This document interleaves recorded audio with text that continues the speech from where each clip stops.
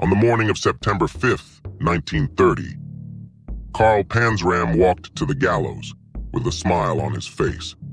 No fear, no hesitation. When the hangman asked if he had any last words, he replied, "Yes. Hurry it up, you fool. I could hang a dozen men while you're fooling around." That was Carl Panzram, a man who didn't pretend to be a monster. He owned it. And the question nobody asks is, what did the world do to him first? In 1891, on a miserable farm in the state of Minnesota, son of German immigrants, grew up in absolute poverty. No money, no future, no one who cared. His father abandoned the family when Carl was still a child. What was left? An overwhelmed mother, violent brothers, and a farm that couldn't feed everyone. At just 11 years old, arrested for the first time. The crime? Breaking and entering.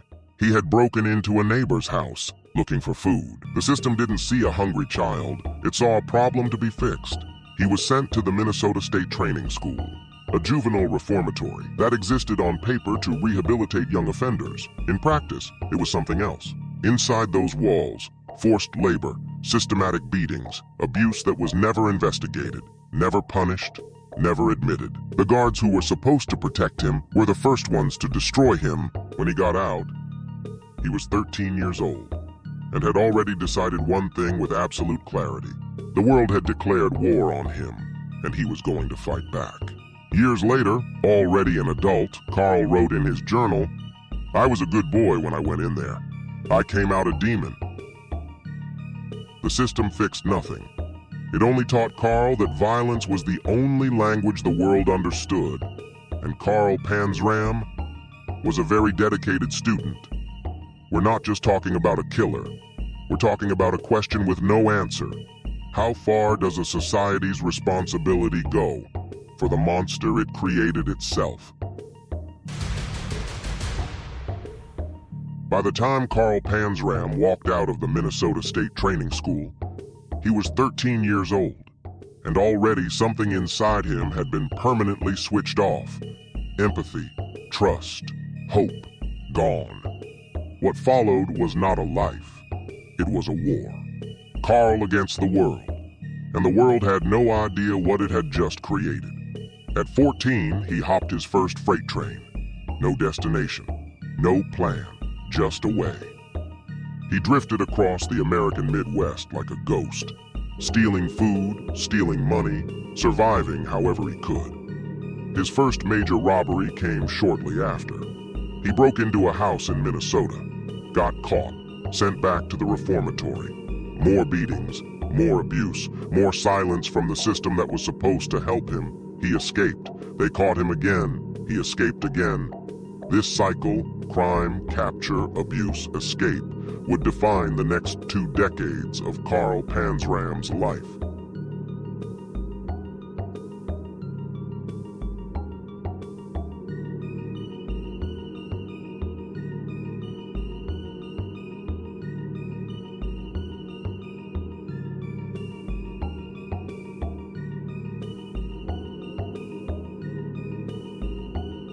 Within months, he was court-martialed, charged with insubordination and theft of government property, sentenced to 3 years of hard labor at Fort Leavenworth military prison. He was 16 years old.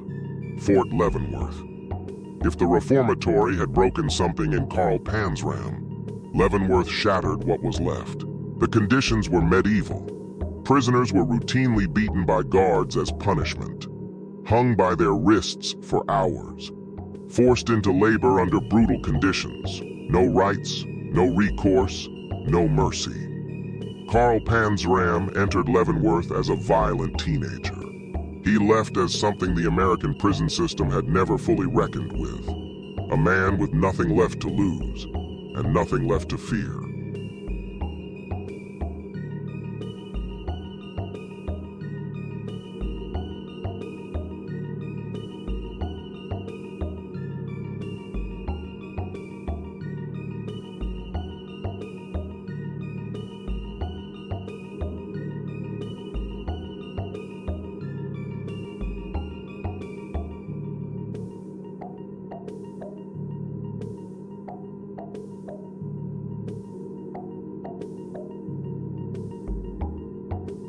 The pattern was undeniable. Criminologists who studied his case decades later would describe it as a textbook cycle of institutional trauma and escalation. Every arrest was another lesson in the only language Carl understood by now. Violence is power. Submission is death. Trust no one. In 1915, he robbed the home of former U.S. President William Howard Taft. He stole jewelry, a yacht, yes, a yacht, and used it to lure and kill several men. The audacity was not random. It was a message to a system that had spent his entire life telling him he was nothing. He was saying, "Watch me."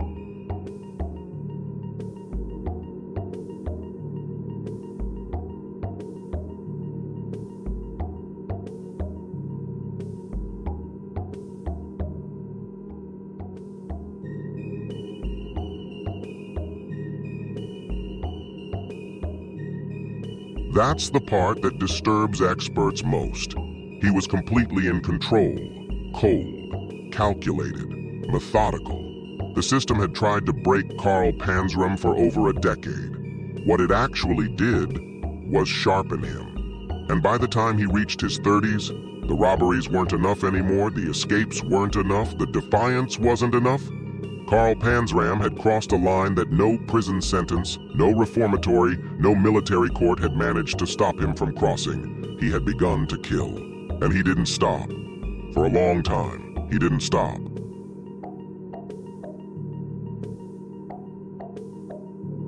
By the time Carl Panzram was finally stopped, he had confessed to 22 murders. 22. Not suspected, not alleged. Confessed. In his own words, in his own handwriting. And that is where this case becomes something entirely different. Most killers deny. Most killers minimize. Most killers construct elaborate stories about why they are actually the victim. Carl Panzram did none of that. While imprisoned in Washington, D.C. in 1928, he wrote pages and pages and pages. An autobiography that no publisher would touch for decades. Not because it was poorly written, because it was too honest, disturbingly honest. He described each murder with the same tone you might use to describe a grocery list. No remorse, no dramatization, no attempt to make himself sound like anything other than exactly what he was. Criminologists who read the manuscript described it as one of the most psychologically raw documents ever produced by an American criminal. Not because of what he did, but because of how he felt about what he did. Nothing. He felt nothing. His first confirmed killing took place in 1920, a 12-year-old boy in Savannah, Georgia.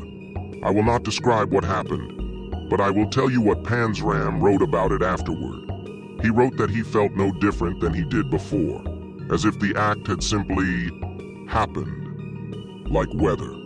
The killings that followed spanned 3 countries, United States, Portugal, Africa, different continents, same coldness, same emptiness in every line he wrote about them. 22 confessed murders, across 3 countries, over more than a decade. And through all of it, not one moment of hesitation in his writing, not one line that reads like regret, just facts, his facts.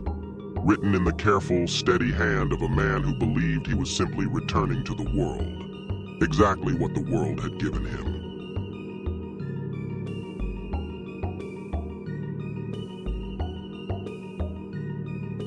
In the middle of all that darkness, there was one moment that didn't fit, one moment that felt almost human. A prison guard named Henry Lesser slipped Carl Panzram a dollar bill one day. No reason.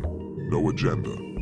Just a quiet act of basic decency. For a man who had spent his entire life being beaten, caged, and discarded by every institution that was supposed to protect him, a single dollar from a stranger was the most confusing thing that had ever happened to him.